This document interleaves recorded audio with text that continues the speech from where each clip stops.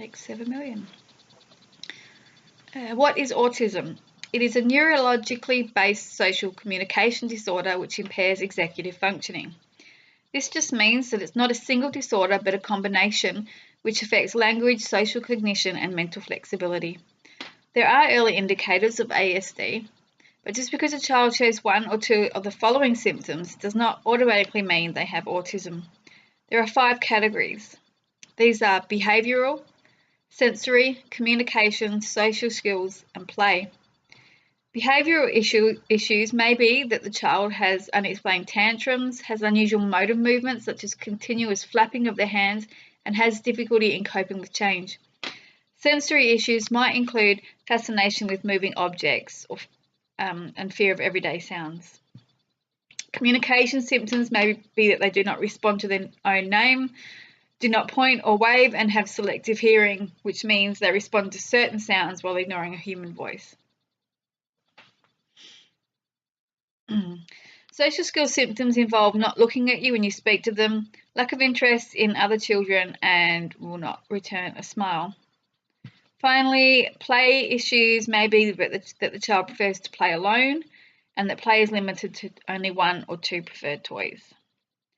These issues can affect a child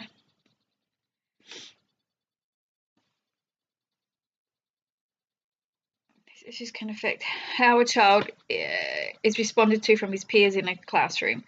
Often the above-mentioned behaviours are not understood by the peers, making the student an easy target for bullying. Also, overstimulation can occur in the classroom. The classroom is full of sights and sounds with a lot of things happening at once. This may overstimulate an autistic child, causing them to shut down or act out, which in turn means they will not learn anything. There are several evidence-based practices that can be used in the classroom to help a child with autism. I have chosen to discuss prompting and discrete trial teaching.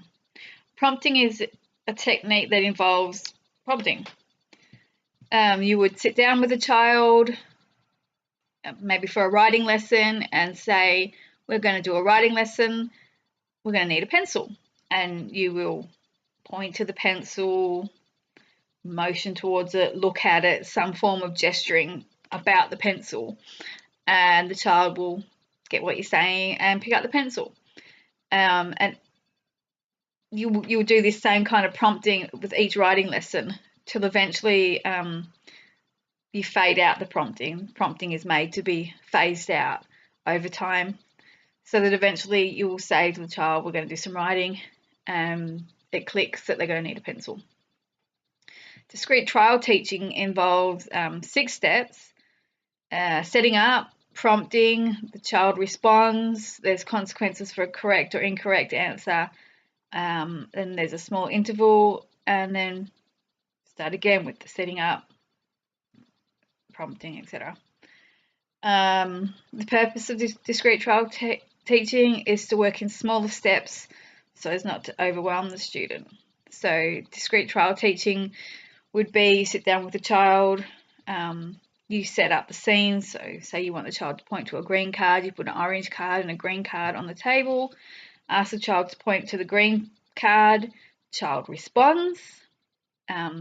If the child responds correctly, then there's the correct consequence, which would be good job, well done, that's correct. Then you have a small interval and you start again. Incorrect answer would just be no, that's incorrect, let's try again. You have your interval and you start again, and just so slowly, step by step, child learns a new skill. Partnerships with the child's parent are very important. The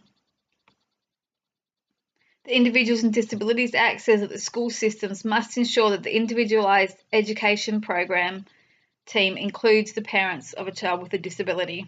The benefits of these partnerships are that the student can possibly learn a new task quicker if the parent and teacher works together with the same teaching methods. So if you use prompting at home, you use prompting in the class, or vice versa.